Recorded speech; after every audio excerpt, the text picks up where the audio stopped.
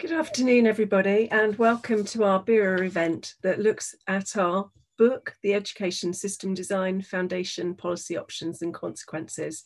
I'm delighted this afternoon to be working with Professor Marilyn Liask.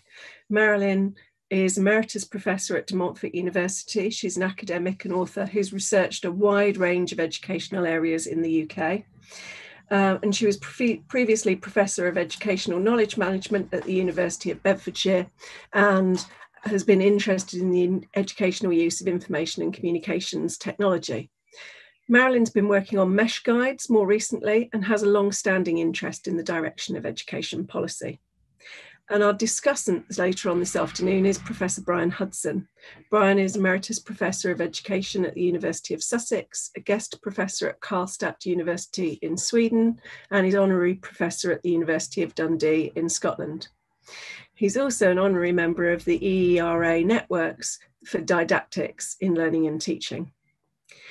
So it's my great pleasure now to introduce Sarah Uni. Professor Sarah Uni is Professor of Education and Innovation at De Montfort University, and you can see on the screen the other people who are being joined by later on this afternoon. Sarah teaches across a range of MA, BA and PGC programmes and supervises research students in educational technology, innovation, pedagogy, professional development and management of change. She has liaised with government agencies, conducted national research for government and given evidence to parliamentary select inquiries. Her focus this afternoon is on England.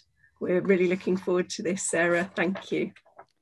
Thank you, Deb, and welcome everybody. Thank you for attending our event this afternoon. It's a pleasure to have you with us this afternoon.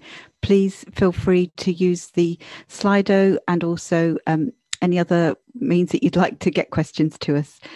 So this event is based on the book, as you can see on the screen here in front of you, which is looking at the education system predominantly in England. And the reason that we developed the book was we brought together a representative group of educators from across the country, which consisted of teachers, head teachers, union reps, MAT CEOs and LA advisors, to look at the current state of play in England, and we ran 2 national workshops to garner thinking about the area of what policy options there were and what were the consequences, both intended and unintended, from current policy. So the book has many chapters looking at issues from curriculum, initial teacher education, CPD and so forth. And whilst we look at England, we realise that for a BERA event, and to engage more broadly, it's important that we look at all the countries in the United Kingdom, which is why I'm really pleased to have our other speakers with us today to speak about Northern Ireland, Scotland and Wales. But as I said, the focus of this book predominantly was looking at England. So to start with, we're going to look at where the reforms have been happening since the last decade. What are the problems with those reforms? What are the consequences, as we said, both intended and unintended? And once we've looked at those consequences, are there any solutions that can help us address the challenges that we're currently facing? So in the workshops with all the contributors, we were very clear in a consensus amongst all of us that we felt that the current national picture in England lacks coherence and any kind of strategic direction with policy making. What we have currently is an academisation programme, which means that multi-academy trusts, as they currently exist, lack the scale, the infrastructure and the geographical coherence that we saw previously with local authorities. Now, the problem for this is it's created excessive fragmentation in the current schooling system. And we are of the belief that the system is now so fractured, it's actually on the verge of breaking, with a multi-provider system with no joined up overview or coherence. And whilst we appreciate that the current COVID conditions means that schools are operating very much in an operational mode, beyond that, there is still no national level strategic vision. And the consequences are serious with respect to the inconsistencies that this brings and the chaos that's ensuing. If we just take one case and take one example of off-rolling, what we can see is wide disparities in off-rolling between schools, which actually is leaving some thousands of children without education. So our solutions at looking at the level of fragmentation in the system is to use the concepts and model developed from Fishkin and his notion of deliberative democracy. This is whereby governance and policy comes from representative bodies, and the use of evidence is made to make informed decision-making, which is democratic and not ideological. And this has been developed in the book, with Norwich developing an education framework commission, and also myself, Marilyn and Brian looking at the notion of a national independent education board or national education commission. The most important thing we see about this is that it provides an opportunity to create national education policy framework for coherence and consistency, and it needs to be decoupled from party politics. We need to move to a cross-party consensus and to develop a 10-year plan for education, which would take education out of the hands of politicians that tinker and make changes for ideological reasons.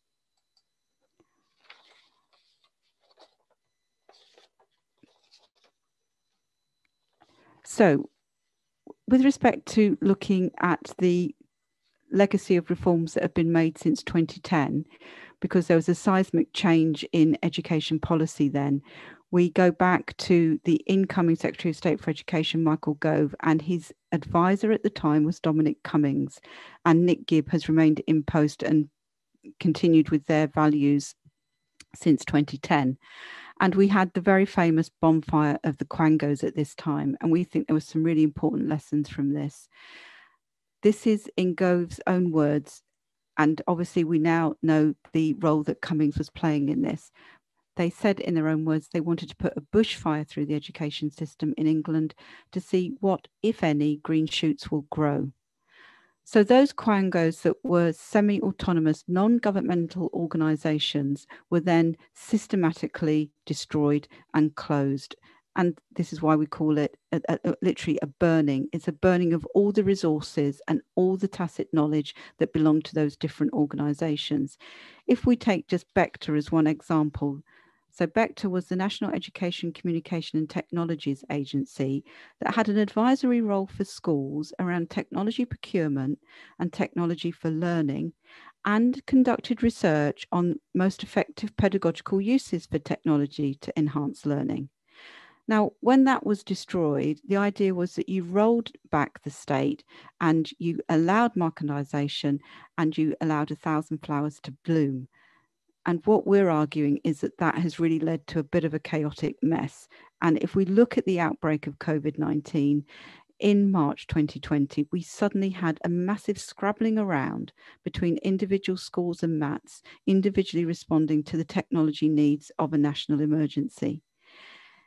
There was no national strategic leadership or policy regarding technology, and neither had there been any pandemic planning. When we did an analysis of this, the last policy we found on a national pandemic policy for emergencies for schooling was in 2008, and there had been no updating of any policy since then. This wasn't accidental. This was a Govian and Cummings deliberate dismantling of the system. So the consequences have been widespread. There has been dissatisfaction across different political bodies and professional stakeholders. And there's a quote here that Wally and Greenway have got in their chapter in the book. In 2019, the Public Accounts Committee identified the DfE as topping a list of concern. In her annual report to Parliament, the committee chair, Meg Hillier, MP, highlighted the lack of grip over the academy system, a lack of transparency, and the DfE and Ofsted failure to take up the baton over the funding squeezes. We know that the Confederation of British Industry says the curriculum is too narrow. We know that teacher recruitment goals have been consistently not met year after year by the DfE, and prior to COVID-19, we had a retention crisis. This means that we currently have an education system in England that could be described as unknowable, unmanageable, and in its current form, potentially unfixable, and certainly not something that could be called a system. This massive fragmented system currently comprises of 152 LAs, 740 multi-academy trusts, 1,651 single academy trusts, including free schools, which has led to a multi-provider, multi-agency system. But most importantly, even the biggest MAT chain that we currently have in England is still smaller than the smallest local authority. That's with not including Rutland. So the impact of the problem and the pressure this has created on the system means that we are in the absence of any big vision. We have no strategic direction. We have all these multiple agencies operating differently. We have a system that is currently unsustainable. MATs are not big enough. They lack scale to provide sustainable support to their schools and to absorb operational costs. The system is actually unmanageable. In England, we have 8 regional schools commissioners, but arguably they have an impossible job with an average of 90 MATs, 200 single academy trusts, and almost 20 LAs each. And it's in this form that the system is then unknowable. So the biggest consequences of the structural reform we've seen since 2010 and the aggressive pursuit of academisation has been the loss of tacit knowledge of schools. And of the 190 days in a school year, this means that the regional schools commissioners have little more than half a day a year to seek to understand each organisation for which they have authority. Now, this means the system is pretty broken and arguably unfixable, with most LAs and MATs now really having a serious decline in their capacity for school improvement. And we argued that this is likely to get worse before it gets better, with currently over 2,500 providers of different types, which leads to an increase in costs because we don't have scale. Procurement can't be undertaken at scale. And as I said, there is the incoherence here. One example is I'm a school governor. I'm in a school that is part of a MAT. And during COVID-19, they needed to procure hand sanitizer. They couldn't do it at sufficient scale, and the costs became very prohibitive and made a big impact on their budget. So our solution to this is a radical restructuring, as we said, to create a National Education Commission or National Education Board. We argue that this needs to be an independent body. It needs to be run by consensus, and that consensus needs to be cross-political parties and have representation from all professional bodies and all educational stakeholders. How this can be done is through following this model of deliberative democracy from Fishkin. As we've said, who can be involved is certainly must be representative, and it needs to include teachers, teacher organisations, teacher educators, professional subject associations and unions.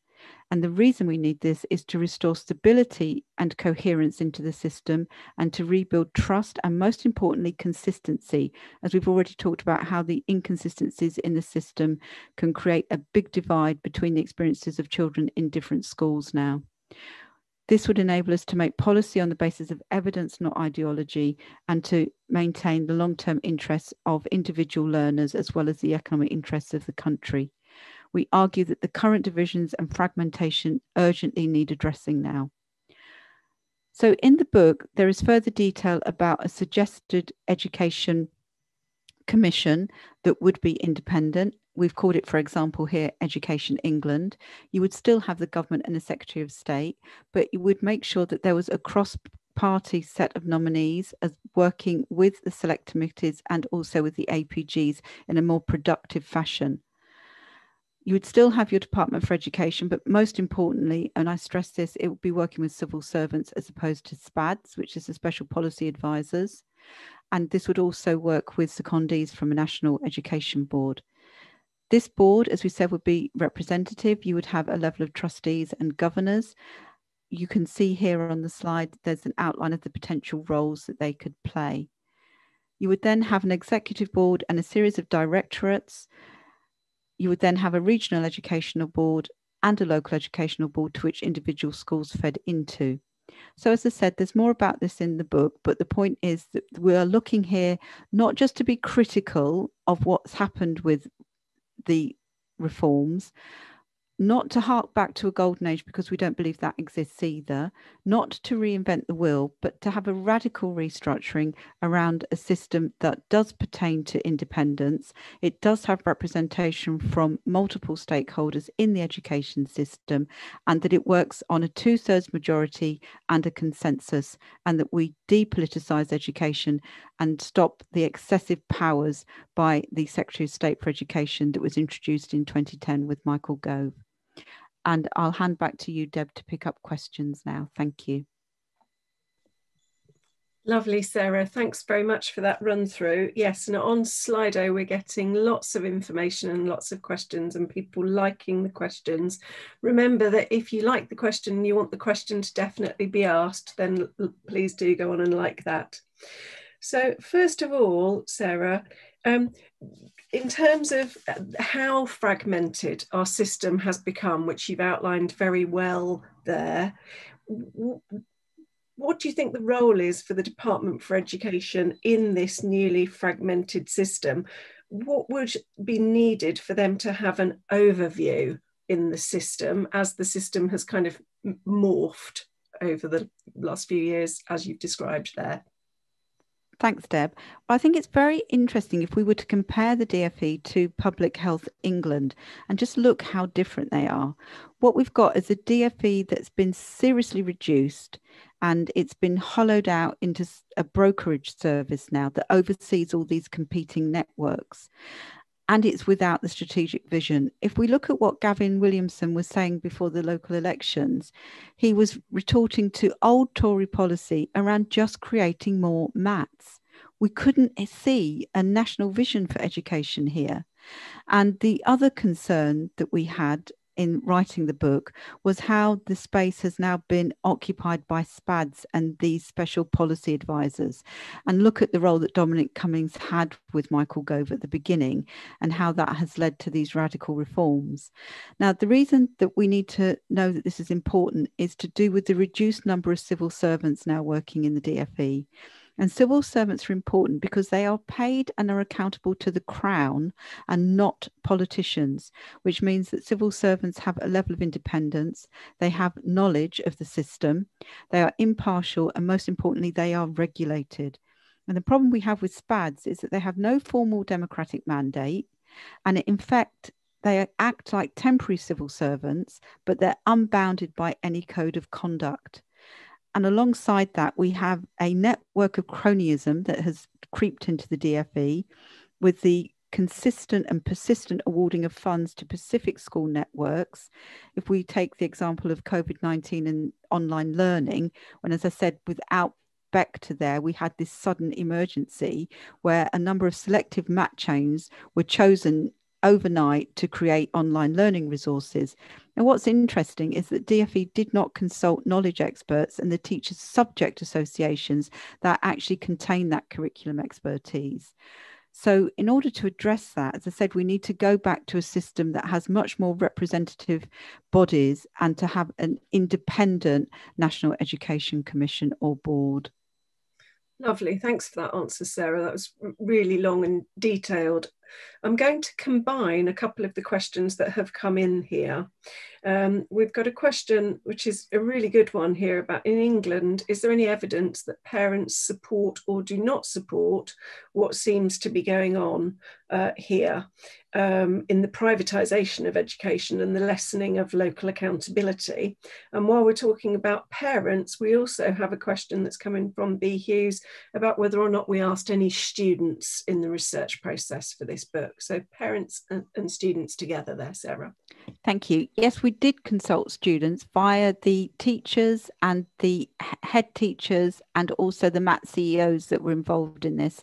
They went back to the children they work with, and those of us that work in teacher education and schools also made sure that we were checking in with students for that. With respect to parents, it's a very interesting question around how much do parents have a grip on what's going on here. because it has become so dissolved and so fragmented. Certainly, there is a group of parents that are very unhappy about this. If we look at the parents that are involved in the More Than a Score movement, which is about parental backlash against SATs and the pressure that SATs puts onto Year 6 children, and how we've seen a growth in lack of mental health and well-being and the stresses on students in the system. And if we look at the exam chaos that's happened during COVID, just as examples of where parents are starting to wake up to the fact that there is not here clear systematic education policy. Yes, and we've got a question that's come in very much along the lines of that next. So how might we address this compound crisis? So, for example, the cumulative impact of school system fragmentation combined with the fragmentation in children's services provision. Well, I think the one area that has broken through public consciousness just prior to the pandemic breaking, I think, was the funding crisis.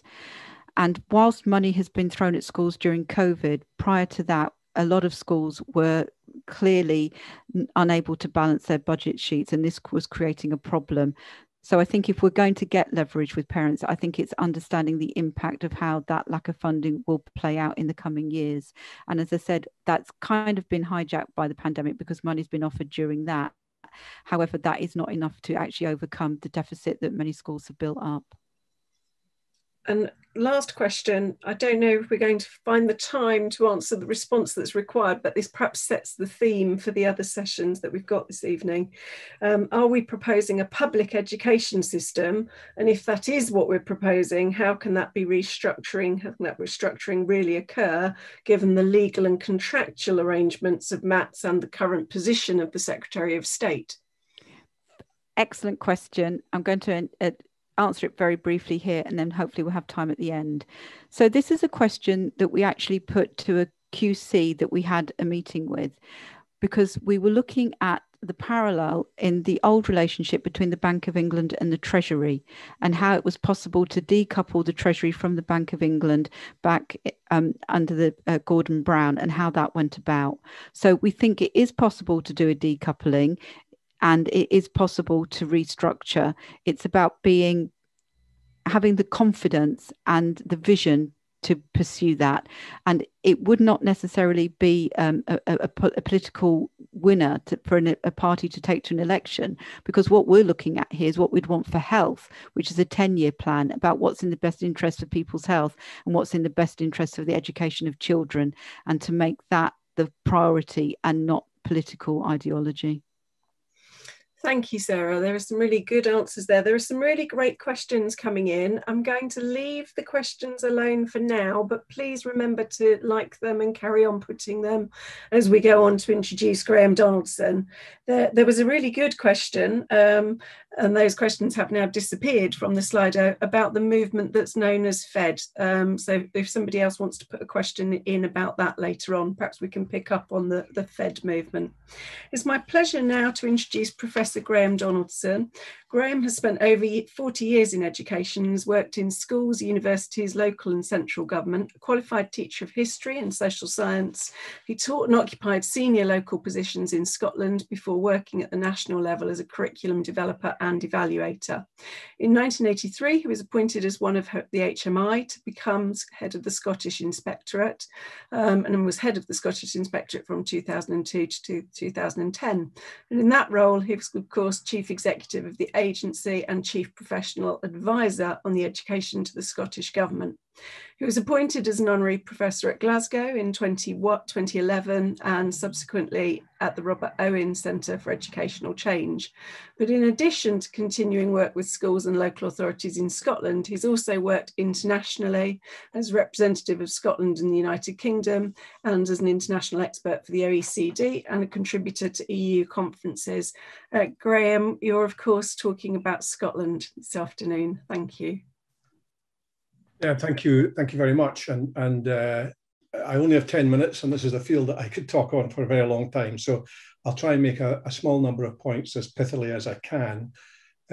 I suppose the first point is to be clear about the difference between what Sarah has been describing and the situation at system level in Scotland. Scotland still has a local authority-led education system with a very small private sector, 32 local authorities, and it has 6 what are called regional improvement collaboratives, which are the bringing together of groups of local authorities to pursue an improvement agenda.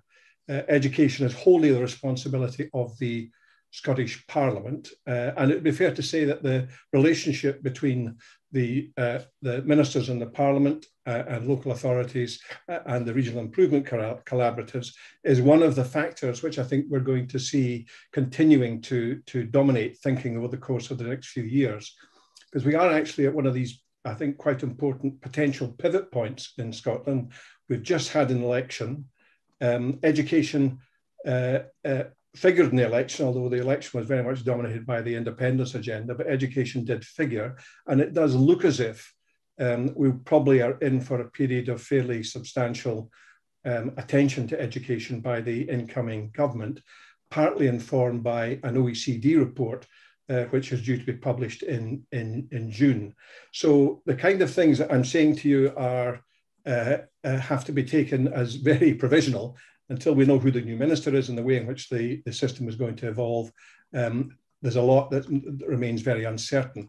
I want to start with a quote from Mark Carney, who delivered the Reith Lectures recently and has published a book called Value or Values. As a former governor of the Bank of England, governor of the Bank of Canada, the book is on economics. But I think the quote on the screen is one that could well be applied to education as well. Does the narrowness of our vision, the poverty of our perspective, mean that we undervalue what matters to our collective well-being? And I think one of the interesting issues for Scotland, and actually I think for education systems more generally, is how are we going to address the post-pandemic world in a way that builds from the pandemic, but also recognizes that a lot of the issues that needed to be addressed are not new. They weren't created by the pandemic, but the pandemic may well have acted as an accentuator and an accelerator. So over the course of the last 20 or 30 years, education has become increasingly central to government policy, I think, in all of the jurisdictions in the United Kingdom, which means we have seen a politicization of education in a way that really wasn't true in the period certainly prior to the late 1970s. Lots and lots of things have taken place. Policies have been pursued in relation to that, and I'm not going to go through them all because I don't have time to do so. But I think the key point I want to make is, or 2 or 3 key points I want to make is that what we've ended up is that schools are expected to deliver, implement set practices and expectations largely determined elsewhere. The scope which schools previously had to significantly influence the nature of what is taught as well as how it's taught has disappeared almost completely. Effectiveness has been pursued without questioning the value of what is being measured.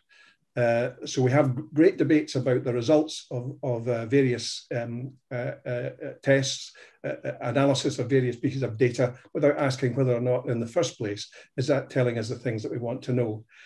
And all of that, I think, adds up to education policy aiming to create a better past rather than address the challenges of today and tomorrow, focusing on the unprecedented nature and pace of change in society and the economy.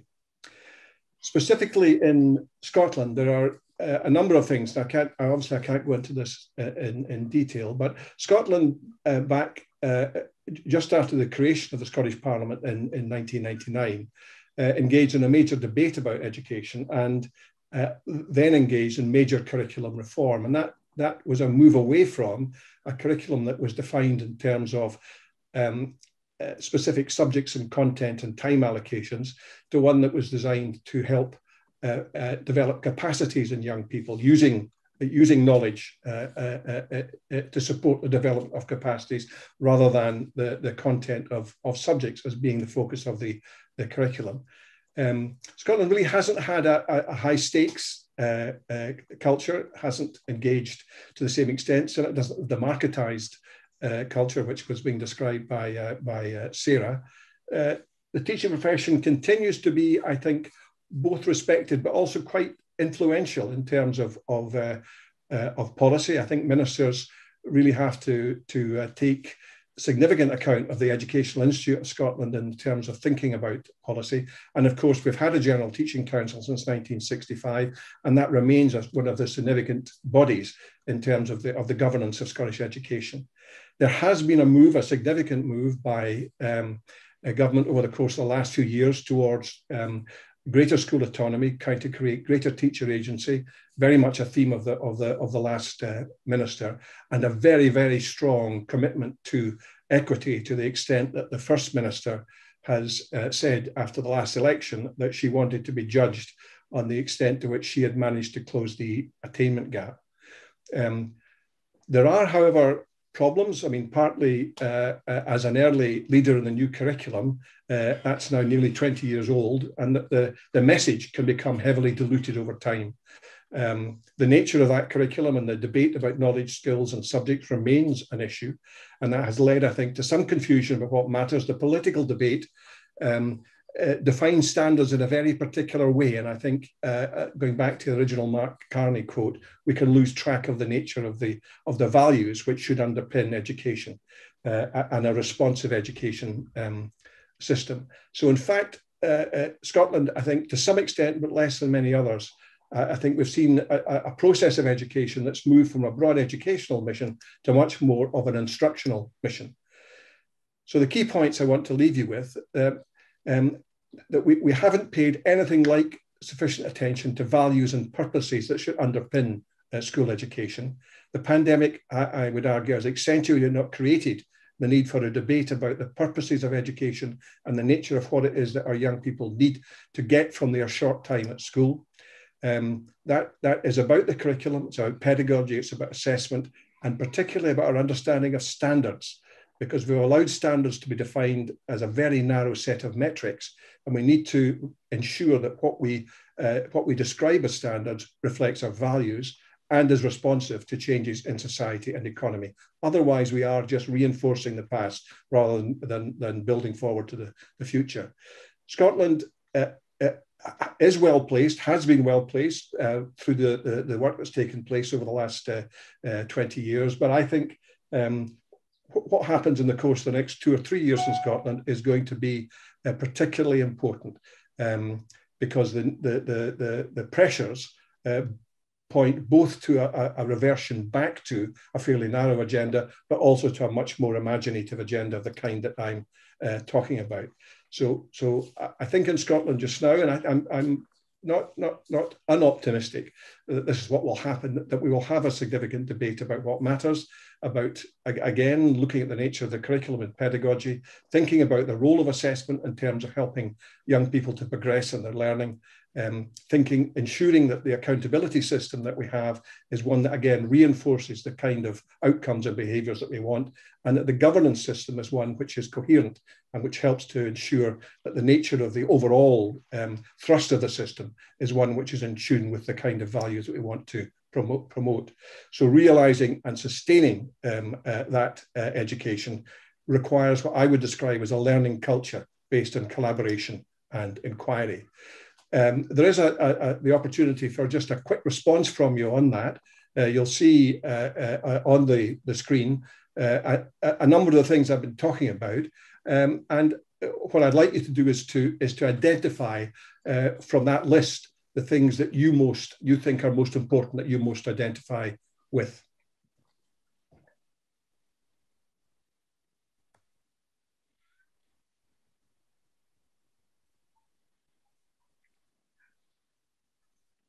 While people are doing that, Graham, perhaps we should move to some of these questions that you've got coming in here, because there are some really good questions coming in.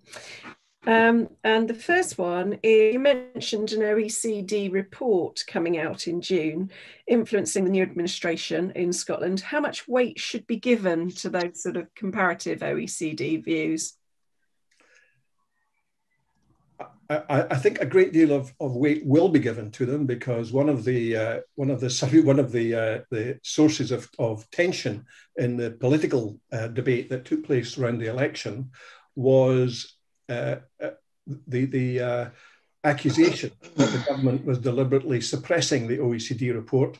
It's not being published until June, and people were wanting it published in advance of the election on the assumption that the OECD report was going to be fairly hard-hitting. My experience, and I think, as you said in the introduction, I've done quite a lot of work with the OECD in a variety of guises, and I think there's an interesting contrast between PISA-based OECD and the kind of work that the policy analysts do in their country reviews, which are much more broadly based, take PISA into account, but go beyond it. So I think the OECD review, Tom Crick's going to be talking about Wales next, and that the OECD has been very influential in Wales, and I think this report will be influential in Scotland too. Do you want to make any comment about why the OECD report was delayed, or should we leave that one? Well, I mean, I think that as I understand it, the OECD report was not delayed. The OECD report was to the OECD's timetable. Right. But the accusation was that timetable was too convenient for the government. Very diplomatic answer there. So might the teacher profession in Scotland also be slightly more marginalised, like the teaching profession in England? Do you see any kind of similarities there, given the sort of wider differences that you've outlined this afternoon? No, I think that the role of the teaching profession, the fact that the GTCS has actually been strengthened in Scotland in recent years, and probably plays a more significant role than it did previously. All of the rhetoric of the government, I think, would suggest that it is going to engage more with the teaching profession and will do more to try and encourage and develop teacher agency. So I think the culture is one where the teaching profession will continue to have a very significant role to play in the shaping of policy in Scotland. Yes, I think that's very important. And I see in my work that the shaping of the agency of teachers that the Chartered College of Teaching is doing at the moment. I very much agree with that. You also have comments coming in here with people who agree, for example, about the values and purposes and those sort of wider things that schools should do, like leaving school happy, you know, and being able to undertake things in a more perhaps resilient context. And we've got the results of your poll there in front of us. So really interesting results to that as well. So as Graham outlined there, next up is Professor Tom Crick talking about the Welsh system. So welcome to you, Tom. Tom is Professor of Digital Education and Policy at Swansea University, a joint research and innovation appointment split between the School of Education, Humanities and Social Sciences, and involved in wider work on STEM and digital education, on curriculum form and science and innovation policy. But in this context is talking to us specifically about what's been happening in Wales. Thank you, Tom. Thanks, Deb. So Prynhawn da, croeso everyone. Great to be here and to be speaking, and perfect framing and following on from Sarah and Graham around the context of what's happening in Wales and what's been happening over the recent period. So my perspective is having, I suppose, been heavily involved in curriculum reform over the past kind of 8 or 9 years, particularly digital competence, kind of reviewing the ICT curriculum for the Welsh Government, and also leading recently the science and technology area in the new curriculum for Wales. So hopefully that will give kind of a wider perspective about where we are and kind of where we're going to now. And it's very, very interesting picking up on some of the comments certainly from England, when, you know, internationally the focus on education policy in the UK is largely dominated by England. I think that can blow out the variance and the kind of the divergence of education policy across the 4 systems in the UK, particularly when we talk about the politicisation and the fragmentation, where I would say, for example, in Wales, we have much less fragmentation. There is still a very clear political aspect to what's going on in Wales, but I think you have stability of government, as we've seen with recent Senedd Cymru Welsh Parliament elections that happened last week, but also some quite fundamental questions, asking these quite fundamental questions about education and its purpose and value, as Graham outlined too. So essentially, what should a national curriculum provide? What does it mean when you're talking about creating future citizens of Wales? You know, what is its purpose? what should qualifications provide for young learners, and how should that provide them in that kind of wider lifelong learning piece? And I suppose the diagram you can see on the screen here is indicating some of those. We're not just talking about curriculum and assessment reform in Wales. We are talking about wider and complete education or system level reform that covers and addresses some of those major issues that have been mentioned, certainly by Sarah and also by Graham. We are talking about initial teacher education. We're talking about professional learning. We're talking about that wider educational leadership and school improvement and effectiveness. You're talking about pay and conditions and the system level accountability and performance measures that have been driven by, quite reductive views on, things like 5A start to see pass. And actually, what does that mean, even in the context of what does an inclusive education system look like? As you see at the bottom here, with additional learning needs, kind of SEN reform in Wales, that is alongside the wider curriculum level reforms that were published in January 2020. We're also very aware of the wider kind of the ongoing impact of COVID-19 and what that has meant. Clearly, publishing a brand new curriculum for Wales a month or two before a global public health pandemic happens is not ideal, and the sort of preparedness for that will be interesting for the new Minister for Education when they are appointed in the next day or so.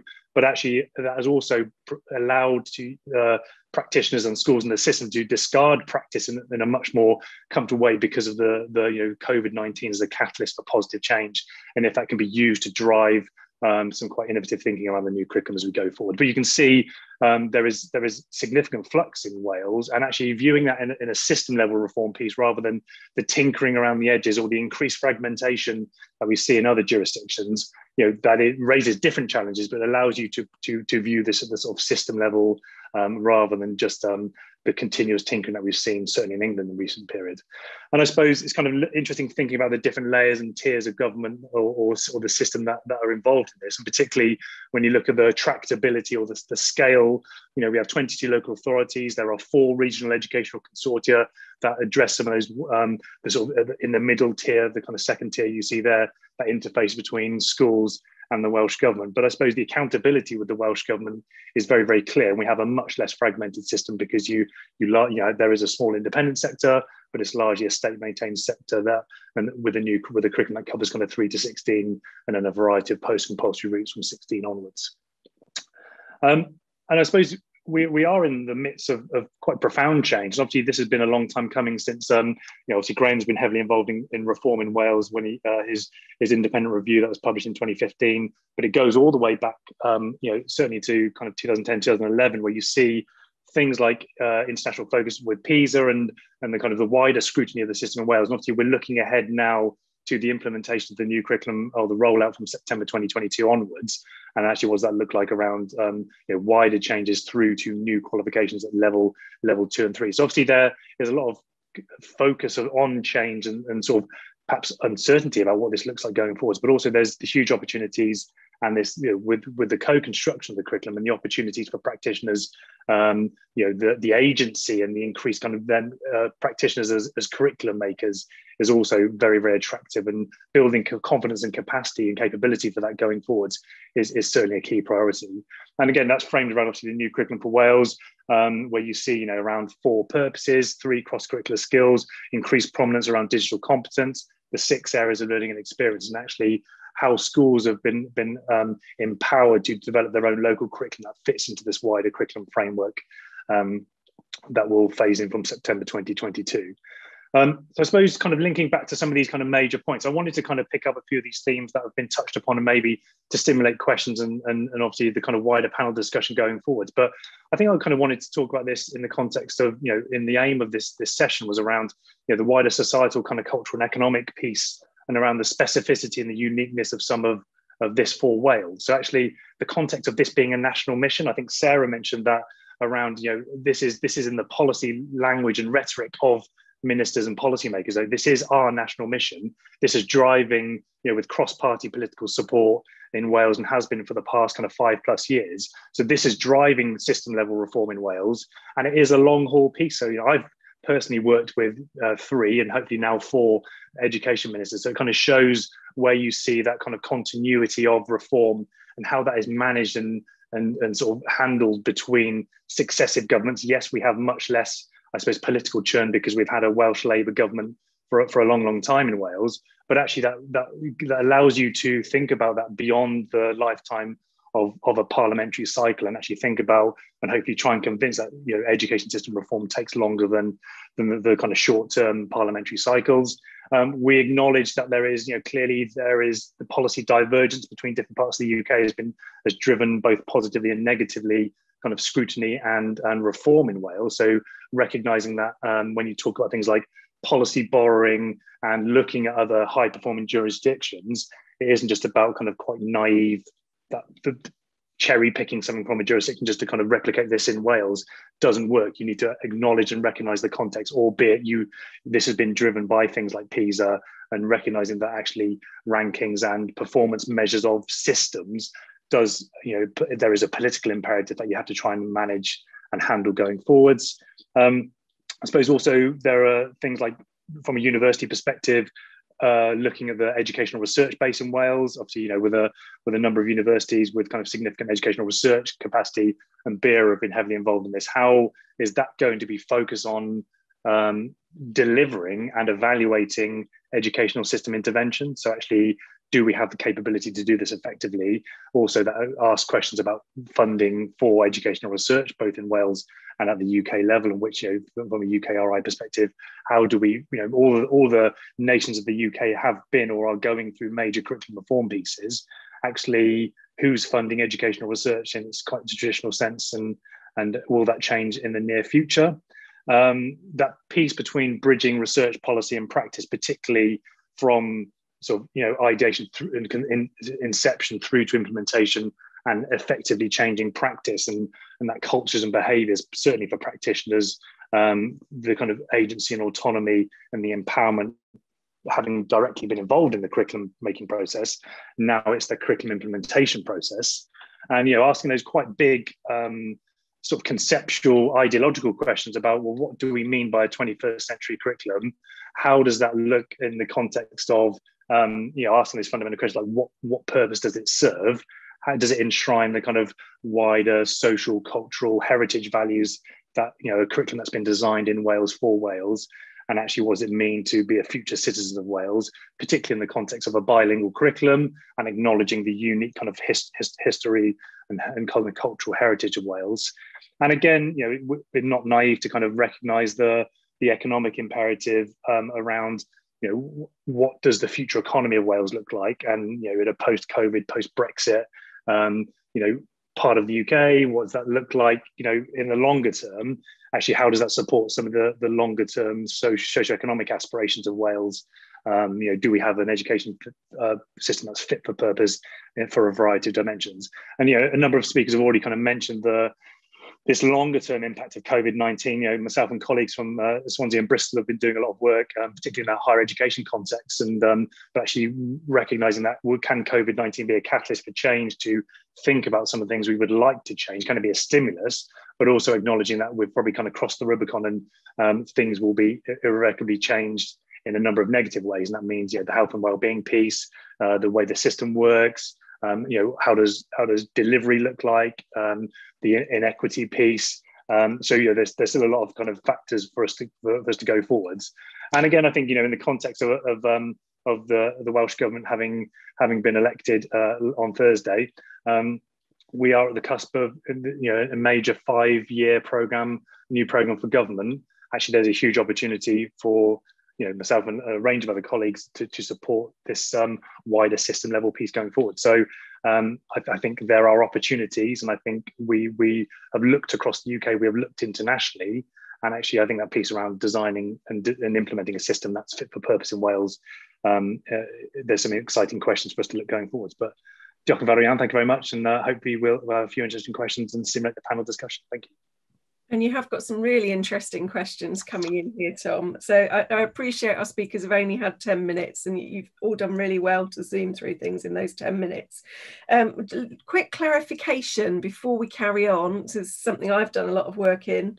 In the last time we did an audit when I was at Warwick, we found 38 different routes into teacher education in England. You gave the impression at the beginning of your talk that there's just that one PGCE route in. Do you just want to clarify that for the audience? No, so there are certainly fewer than 38. I think there are kind of BA kind of QTS and PGC routes, and there are full-time and part-time routes. But I think there's not a kind of schools direct type option in Wales. Teach First have been in Wales for a period too. But again, I think there is in general much less fragmentation. The education system is broadly much simpler than it certainly is in England as a comparator piece. And we've just been through major reform of initial teacher education.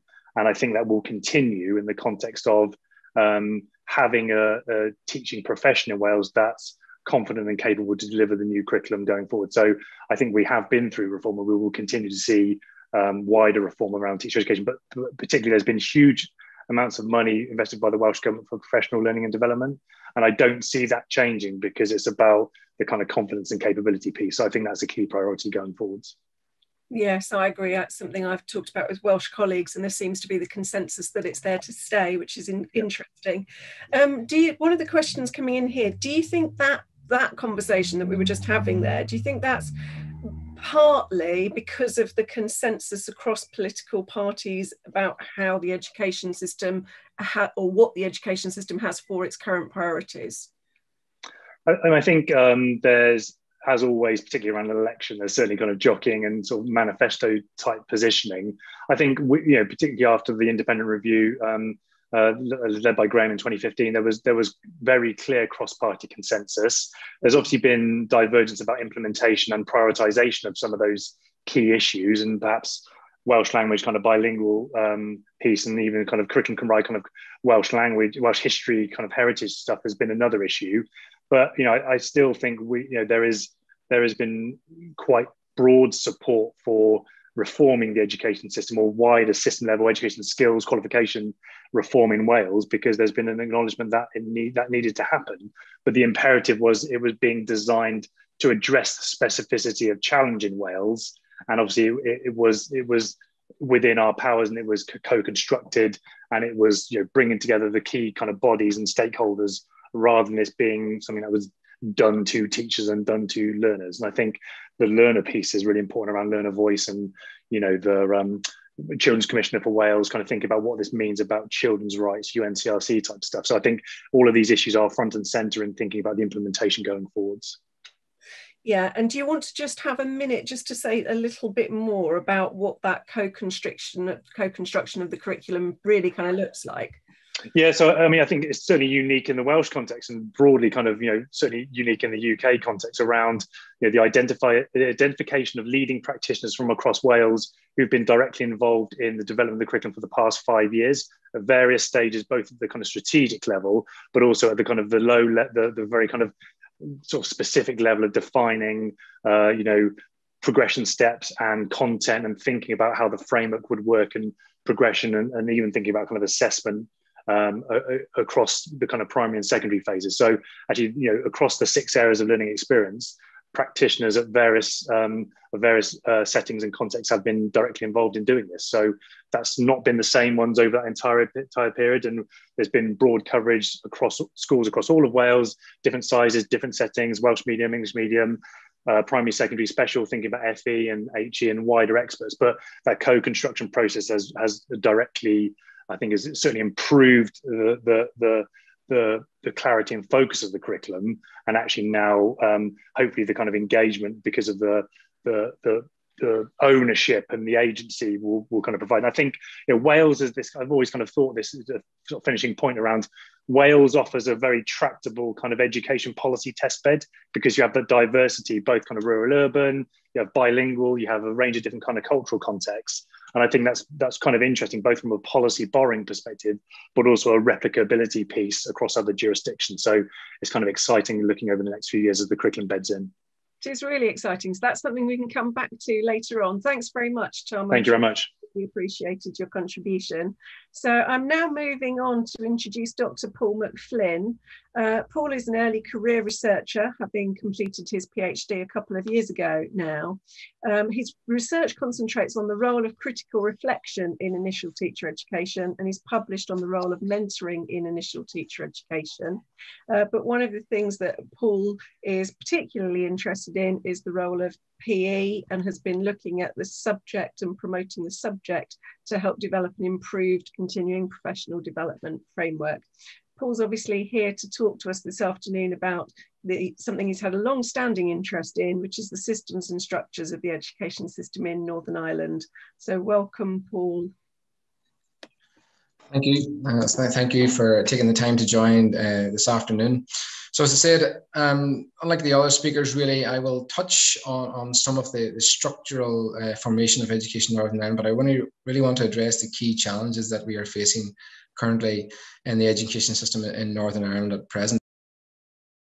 So as I say, really the focus this afternoon will be looking at the key challenges that we face and really looking at what Gardner refers to as the two signature dimensions of what he describes as the unusual education system we have here in Northern Ireland, and that is segregation by religion and segregation by academic selection.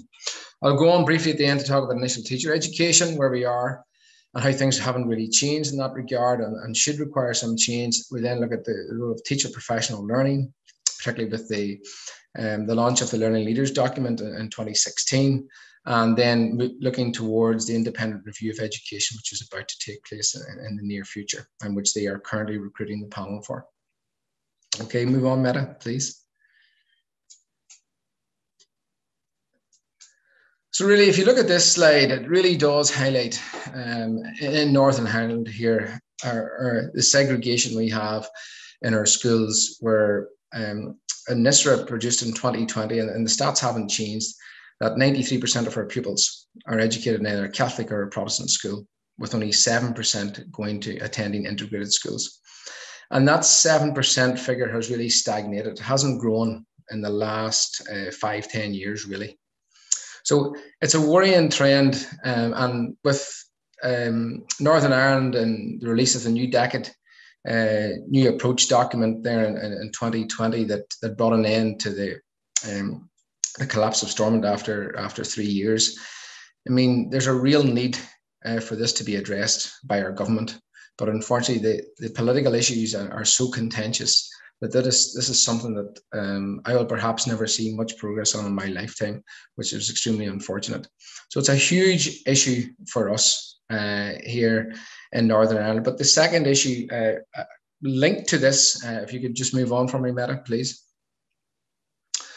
is also the segregation by academic selection.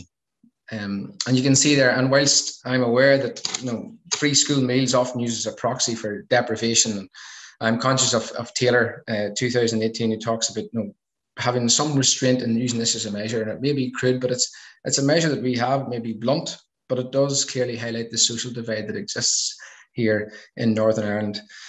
If you look at it, even Connolly et al. 2013 on their report on shared education in Northern Ireland, and they note that the odds of a child securing a place at a grammar school in Northern Ireland are 5 times less likely to secure that place if they are entitled to free school meals compared to children who are not.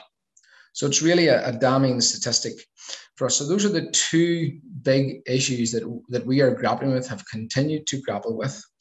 And at the minute, there have been calls, particularly I think COVID has shed light on the inequity and the inequality that exists in our system. But going back to look at the academic selection and how in 2008, Katrina Rowan, which is the education minister representing Sinn Féin, abolished, which was called the 11 plus, which has been now renamed the transfer. It was abolished then. But grammar schools continued to use their own tests. And on the back of that, for example, the Protestant grammars went to AQE. So they established themselves as a limited company, and they really represent the Protestant sector. You had the post-primary transfer consortium, which is representing the Catholic grammar schools. They then relied on the GL assessment group, and they bought the tests in via that means. So not only have you kids been academically selected to attend your Catholic grammar, your Protestant grammar, even the tests that are used for them are aligned with those opposing sides of the community. There were efforts in 2017 to bring to one test, but they couldn't agree on that either. So actually, it's a worse situation for kids when they did the 11 plus, because now if they want to attend and open up their options, they have to perhaps do a number of tests in different schools, whereas they used to be able to do the one test sitting in their own primary school. So it's a much more stressful environment for them. One of some people who talk about, you have some advocates for academic selection talk about the parental choice, and a report by Ralston and Cook, and this is where this graph comes from, their work on transforming education through Ulster University. They've looked at, there's a lack of evidence that talks about, that social mobility is increased by academic selection. You'll have also some here who will point, particularly the DUP, who are very pro-selection, will talk about the fact that our results compare very favorably to those jurisdictions who do not use academic selection, but they fail to identify the long tail of underachievement that exists in Northern Ireland, particularly amongst working class Protestant boys. Okay, if you can move on, Mary, please. I think this map from Ralston and Cook and their work really highlights the other issues. So the segregation by religion, the segregation by academic selection. If we look at it here, the linkages between primary and post-primary schools for those pupils who transferred in 2019. And really, as they identify, the results a spaghetti jumble of movements. So if you look at the key, you have your post-primary maintained. I want to make that maintained really means Catholic. Post-primary controlled is Protestant. And then you have your integrated. So you can see the roots there that exist, that and the amount of travel that is going on. If we move to the next slide, okay, you will see, if you could bring up the others, another, tap it again there, Mehdi. There's more stats at the bottom. You will see what the pattern of movement could look like if these children, the same children from that 2019 cohort, were to simply attend their closest post-primary school, right? So, and what would be ideal in that situation, that all these schools would then be mixed with an intake from both controlled, which is your Protestant primary schools, your maintained, which is your Catholic primary schools, and then sometimes integrated schools, right? If you look at the bottom, the statistics are quite alarming in that, I'll take the bottom point. If we look at the daily travel for that particular year 8 group, based on 185 days of travel, right, they suggest that the travel is in the region of 130 million miles more than if they attended their closest post-primary school. Okay, move on, please, Mehdi. So the question is this system sustainable? One survey, and that was a survey conducted through Ulster University Economic Policy Centre on their report on the cost of division, a benchmark of performance and expenditure, puts the cost of the divided system somewhere between 16.5 and 95 million. Now, you think that's quite a gap. You would consider that the travel costs alone would be more than that lower figure. There's obvious duplication in terms of the estates, some staffing, etc., resources as well. But I think the unnecessary travel has a cost, not only in terms of financial, but environmental costs as well. We are also aware that a cross-community comprehensive post-primary schools is not a panacea. We think that some, people will want choice, and there should be some degree of choice available based on parental work patterns, after-school care arrangements, etc. But there's a real need to increase the social mixing. If we are to move together as a shared future in Northern Ireland, the political and a post-conflict society that we're emerging from, there's a need for greater social mixing through the schools population. And it's also important that we recognize that that's going to require a huge investment for that to happen, to ensure that every school, each local school, is equally well resourced and supported to ensure that every school is a good school in Northern Ireland. Okay, Mary?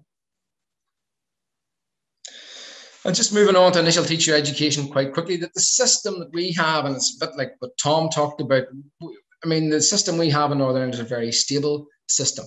Now, some could say archaic in a sense, in that we haven't moved with the times, but particularly we have 4 HEI providers: St Mary's University College, Stromullis University College, and it's important to note that St. Mary's is the Catholic teaching college and Stramillis is known as the Protestant teaching college. So you could have pupils who come through a Catholic primary school, Catholic secondary school or grammar. They move then to St. Mary's to complete their 4 years of initial teacher education. They then teach in a Catholic primary school or secondary school, okay? But we have the 4-year B.Ed courses at St. Mary's and Stramillis, and then we have 1-year PGCE courses at Ulster and Queen's. Now, in the latest review of teacher education, which was the Salberg review in 2014, there's talks about merging. We are very small for having 4 teacher educator providers. There was talks about making sure that process was much more streamlined, but the 4 recommendations in that report were all knocked back, albeit mainly based on political reasons. There's also known that there's a real lack of policy in initial teacher education. We will have 1 circular from 2010 that relates to teacher education, nothing since. Now, again, unlike the situation in England, and we talked about the various issues, we have no privatised provision or school-based provision, which we are very glad about, and we want to keep it that way. However, we realise that there is a need for reform and change in initial teacher education. We have an informal partnership between the HEI providers and schools, so there's no payment to school, which is very different from the system in England. And if you just push on the next point, please, Melly. While devolution has allowed for diversity to arise, it has and has permitted comparison of systems. So to be honest, we would not want a move towards school-based provision. We are very glad that it's in the universities, but we appreciate there needs to be some restructuring and more creative thinking about how we utilise the 4 institutions to improve initial teacher education. Okay, Mary, move on, please. One thing that has come out recently, and we talk about a lack of guidance or policy, is that teacher professional learning. Now, the Department of Education are responsible for education in Northern Ireland. They are assisted by the Education Authority. The Education Authority used to be, but we had 5 areas or 5 board areas, and they were responsible for CPD. We had CAS officers, curriculum advisory support staff. We were responsible who had links to specialists. So you would have a PE CAS officer, a maths, English, etc. And they were responsible for their liaison with the teachers. But they merged into the Education Authority. And one of the things that has produced really has that we're in the 6th year of the rollout of the teacher professional learning program, which is known as the Learning Leaders Strategy. Now, slow because of industrial action and COVID, but the thing is there's no funding connected to it. So how can you really, our question is, make an impact on CPD if you have no funding? But it is important to recognise that they have aspirations for coherent and career-long professional framework built on established best practice and collaboration at all stages. Okay, move on, please, Mehdi. Pleased to know on the last slide. So what we are facing in Northern Ireland at the minute, based on the New Decade, New Approach document, which was produced in January 2020, which brought the institutions back together and got our devolved government up and running again, is that part of that was a commitment to an independent review of education, okay, set up by the minister. The panel has currently been recruited. Now, they state in that they want to secure greater efficiency in delivering costs, raising standards, access to the curriculum for all pupils, and the prospects of moving towards a single education system. And I emphasize the word prospects, okay? With recent cross-party agreement, it's usually us and them, to abolish legislation that exempted teachers from fair employment legislation could be seen as a small but significant step. So basically, up until now, and it still exists, if you're a Protestant and you apply to a Catholic school, this Catholic school can turn you down basically based on religion. So it's unbelievable to think that that currently exists. So there has been agreement to abolish that legislation, which could be seen as a small but significant first step. However, just move on, please, Mehdi. Perhaps is the emergence of an appetite for something fair or better, or will Newton's third law hold? To quote Gardner, forces for change generate equally energetic counter forces seeking to maintain the status quo. Okay, thank you. Lovely, thanks very much for that, Paul. Because of the difficulties at the start, we did decide to just let it run on a little bit there so that you got the amount of time that you need to present. Your travel statistics that you put up really got some comment, and there were questions that you answered, so we don't need to ask them.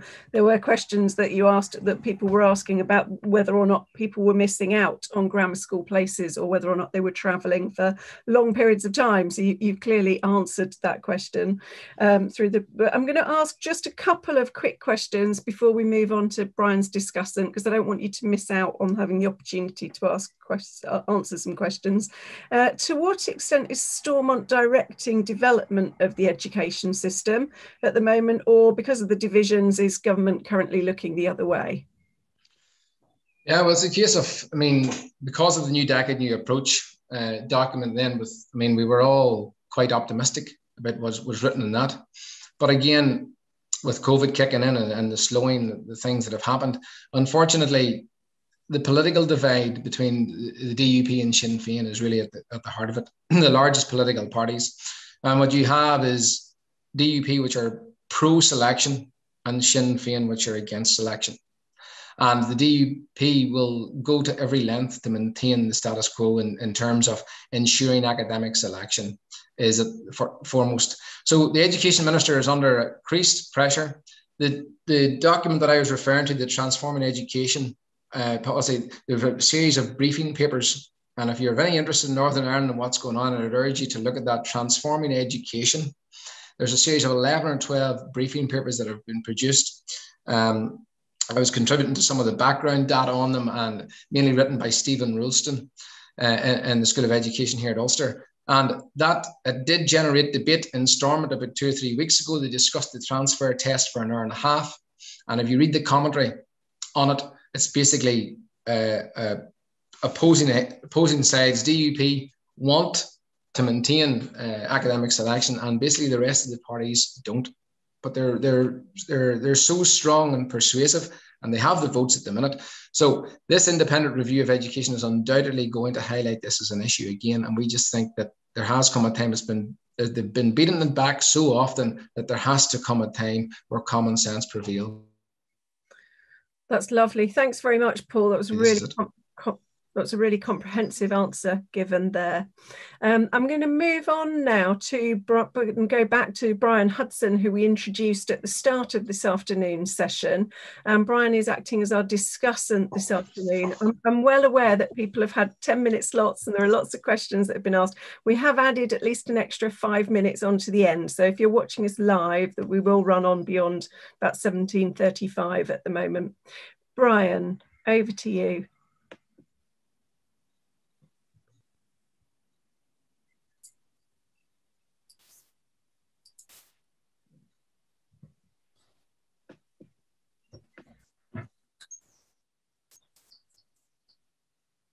Okay, thank you, Deb. I'm just waiting for my slides. Thank you, Meta.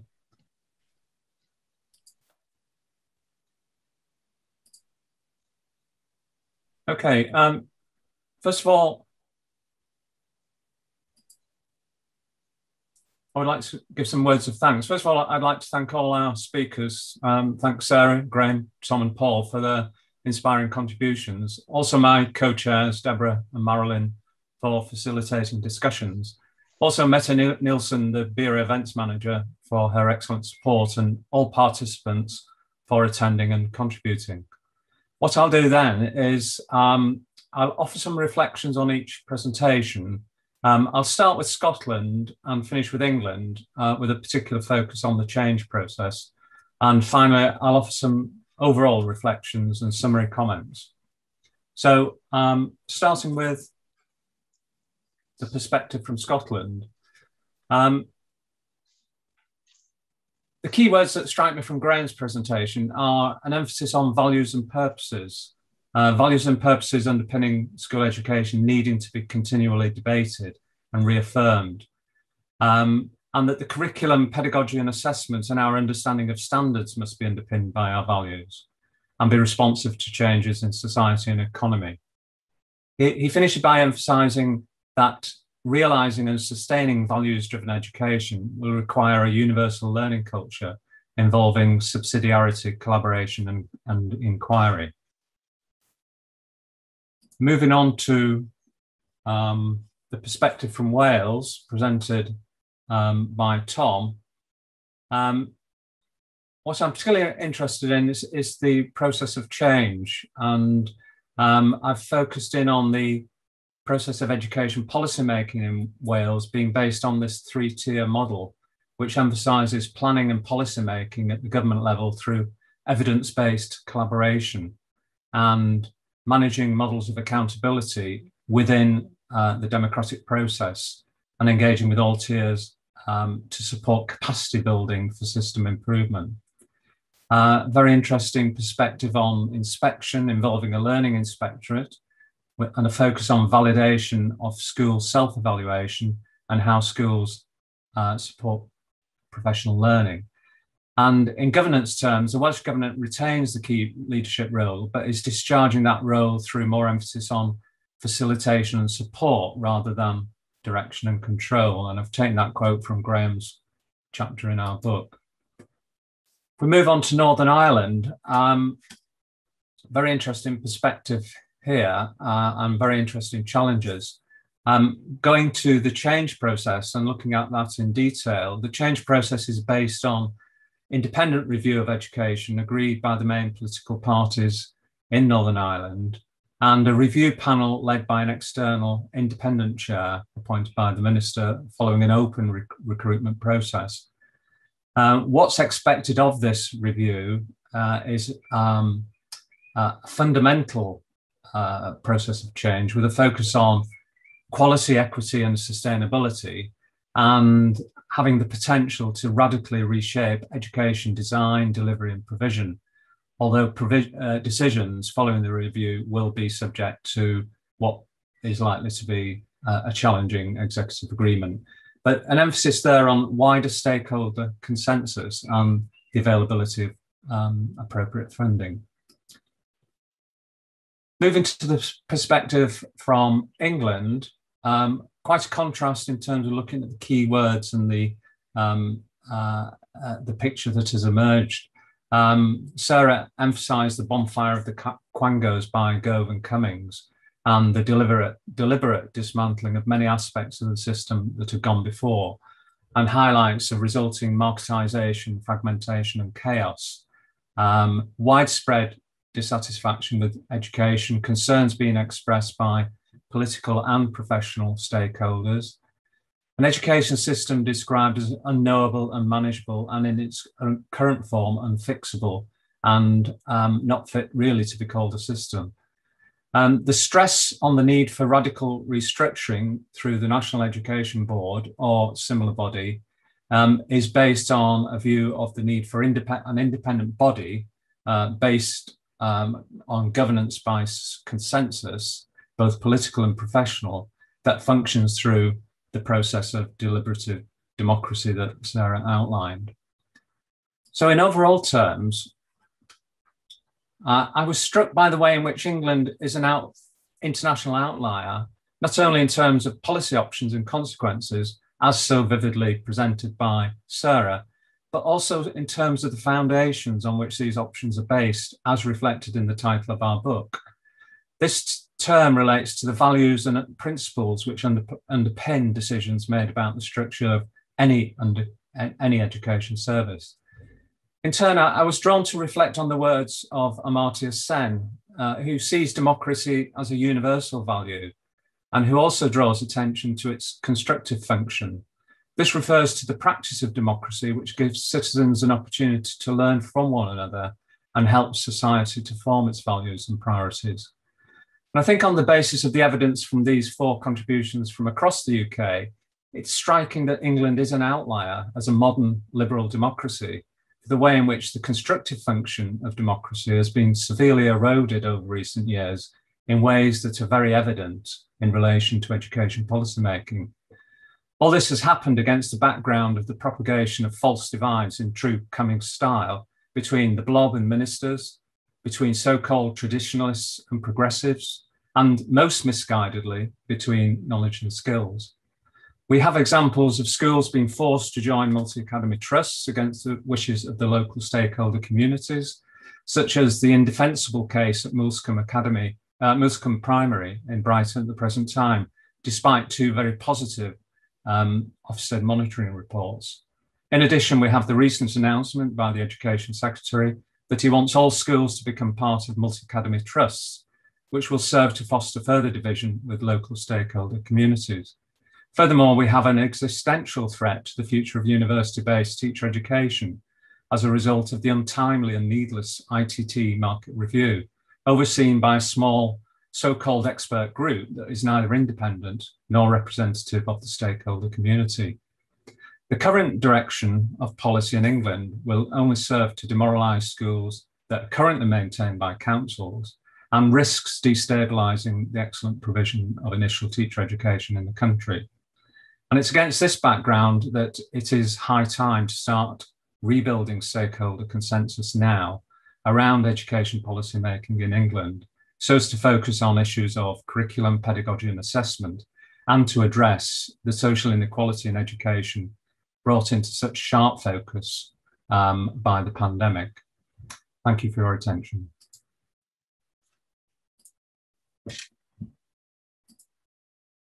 Lovely, thank you for that, Brian. I think that really pulls things together, and now we have an opportunity to move to a whole panel conversation. So we're going to end the slides there so that we can be seen in a whole view. And if our contributors to this afternoon would like to all put their cameras on so that they can be seen, that's lovely.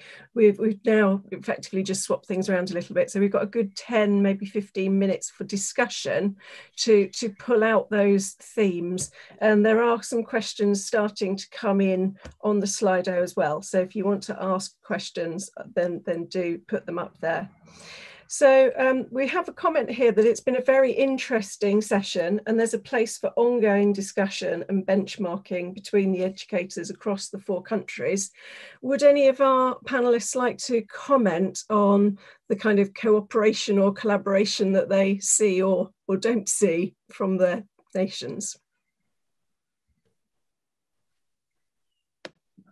I would happily make a comment around whether the recent challenges around major, like national level exams, so kind of summer exams, will kind of drive and stimulate some thinking around the future of assessments and examinations more generally.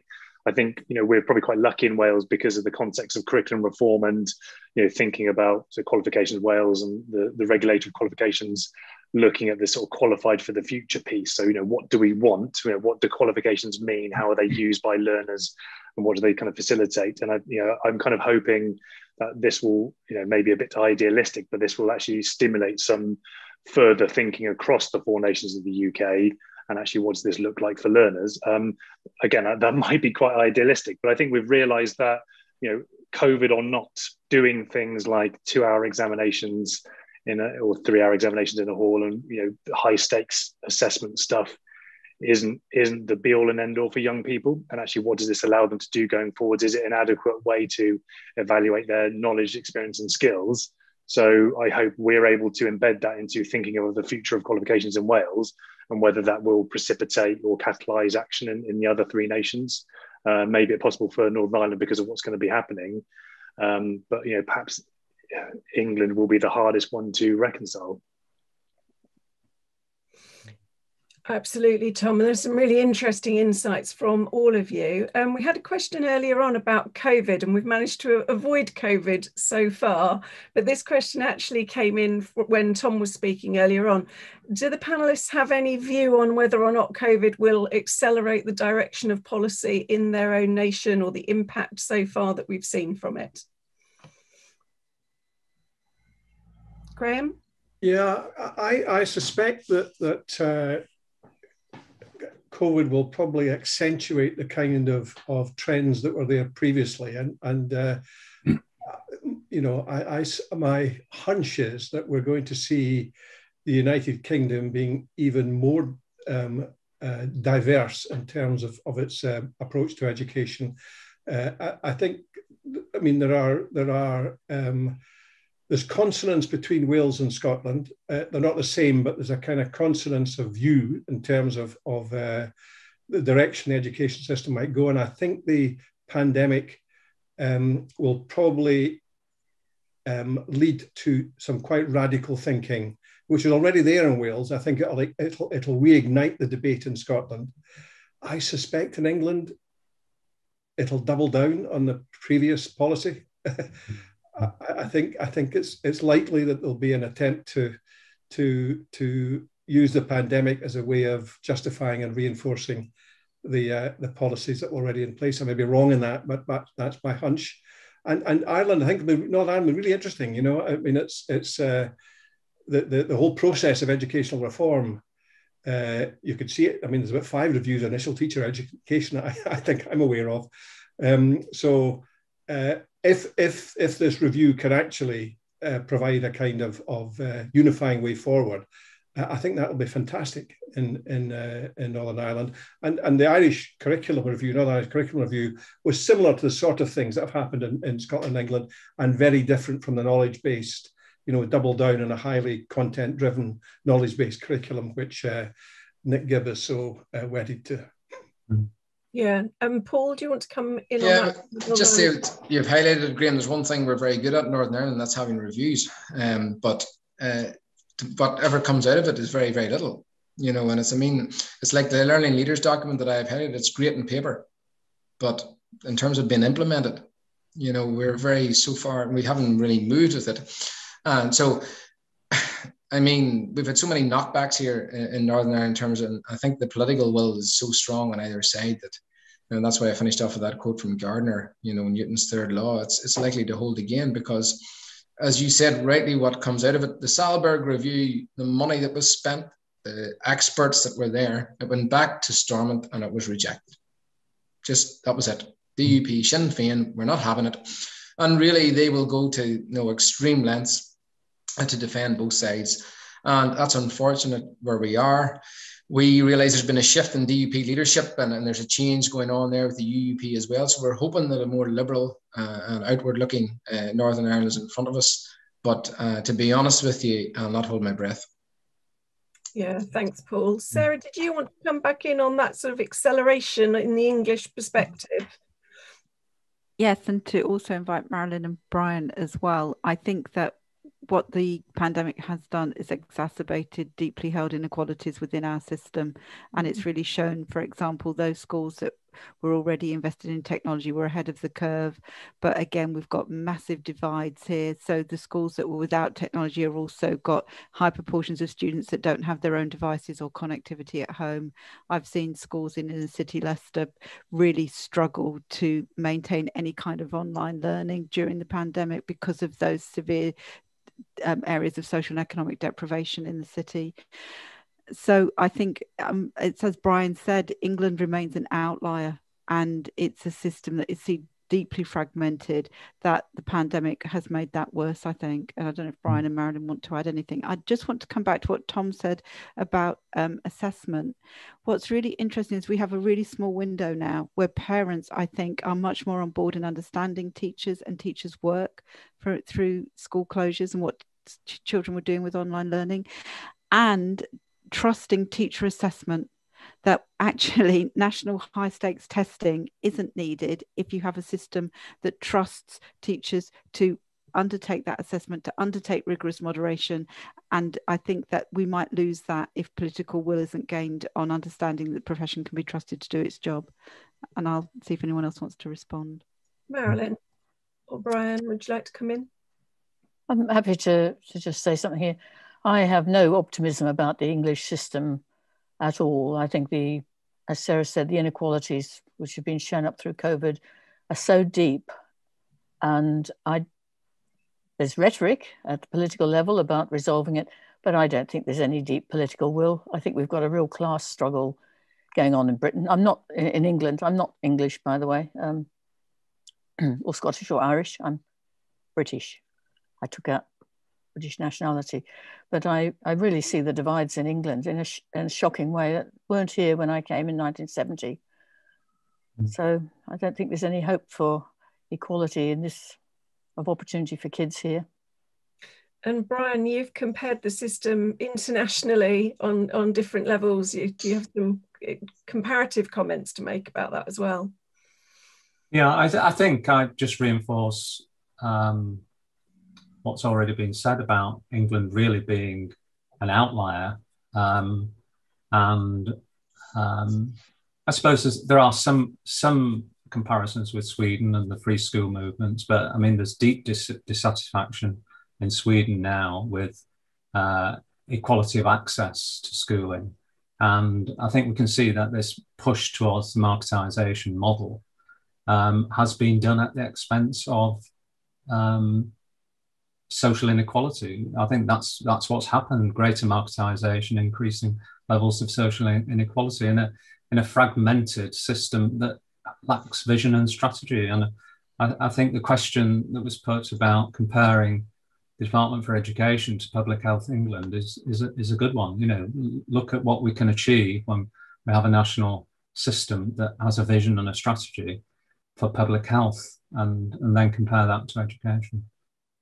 Tom, do you want to come back on that? Yeah, it was actually Sarah kind of picked up the key point around kind of inequality and equity in that sense, and I think particularly has been exposed by technology. I think I was quite concerned around some of the as if like the job was done by purchasing a lots of devices and a few dongles. And that's the start of the solution. That's not the end of the solution. I think, because of the immediacy of the kind of emergency remote teaching or kind of remote learning or remote teaching, probably more accurately, where we saw the unevenness of provision and the preparedness for schools to pivot to online. What does that look like going forward? And again, that really exposed some of the challenges faced by learners across England, across the UK, because of, it's not just about giving them a device or giving them connectivity.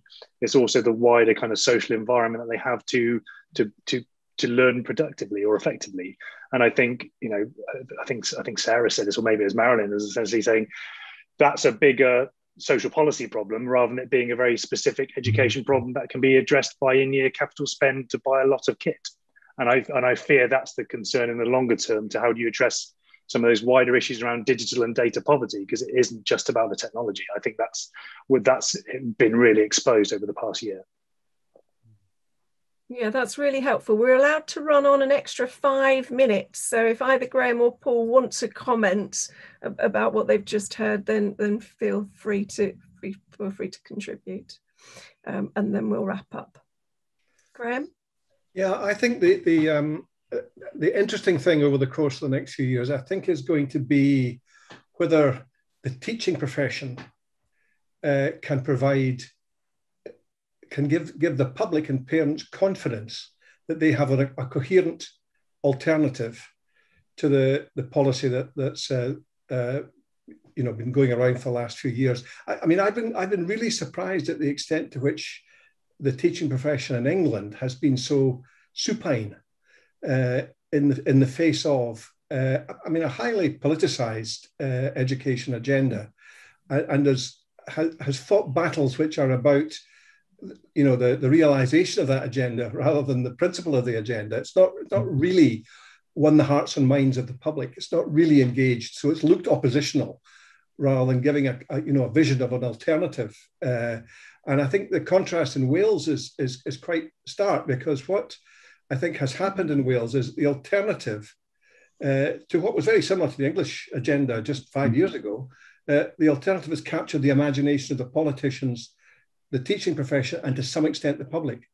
And I think Wales does provide, some hope, I think, that there's not an inevitability about the agenda as it's currently emerging. But teaching profession has got to roll its sleeves up, and it's got to provide a coherent alternative that wins the hearts of the public, because at the moment that's not happening.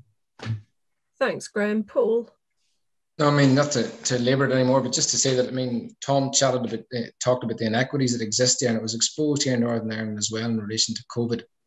And I think what we have in Northern Ireland, sometimes we're flagging these wonderful results we have at GCSE and A-level, and I alluded to in my presentation, that we have a long, long tail of underachievement and huge socioeconomic deprivation, particularly in areas of working class Protestant areas. And that's the wonderful, unusual thing about it, that the constituents in those areas will be voting for the DUP, and they'll be voting for those parties who are pro-academic selection, not realising the damage that they're doing to their own areas and the children who are coming out of those areas who are not getting an opportunity or an equal chance at education. Thanks for that. I often think when we hold these sorts of discussions at this point in the system, we do kind of focus in on where perhaps we've gone wrong rather than looking to where those sort of glimmers of hope are in the system. And I think in Wales at the moment, we see many glimmers of hope, as people have alluded to. Tom, do you just want to outline, just one or two more of those? There's an awful lot going on in Wales at the moment. I think, thank you. I think the devil is in the implementation. I think we have a very, very clear roadmap for curriculum policy, and as it's going to be the challenge for the new Welsh government to implement this effectively. But I think there is commitment and resource to do this effectively. I think they recognise that this is a long-term piece. It's not just 1 year after the curriculum is done, let's think about how successful it is. I think it's that narrative about this is a 5, perhaps 10-year plan for true, to get it to where it needs to be, and that is around huge investment. And I'd be hugely surprised if this changes around professional learning and development. Is how do you empower and develop teachers to do this effectively, to have the kind of confidence and the capability, the subject knowledge, the pedagogy and practice to do this. And also a real big investment in a national strategy for educational research and inquiry to underpin this from an evidence-based perspective. So I think all the bits are there, and that wider system level piece is very exciting because it's not tinkering around the edges, it's viewing this at the system level. So I think there is a lot of positivity, and it's there to implement effectively going forwards. But it's certainly exciting, and I think it feels like it's very interesting, speaking to Graham and colleagues from across the UK and even internationally, there's a lot of interest and attention on Wales as a jurisdiction, and actually how does that the kind of portability or the replicability, or how do you kind of think about how that can influence other similar reform processes elsewhere? Yeah, and I think that's a really good note for us to leave it on. I realise when people only get 10 minutes per whole sort of national view, it is really difficult. But what we've done in this book is really kind of spread some of the detail of what's, and examined what's going on in terms of the foundation of the system, the policy options that across systems, but also the consequences of those policy options being rolled out. And I think our discussion that we've had tonight has captured some of the difficulties in terms of getting parents on board with that, students understanding what's going on, and the difference that devolution clearly in the United Kingdom has brought to that. But it's always nice to end on that positive note of what we're trying to succeed in doing in education. I'd very much like to thank all the panelists today, and thank Marilyn and Brian for joining us joining me as co-chairs. I'm very sorry to Brian that I thought that you were chairing the discussion, and we've already had your vote of thanks, so thank you for that.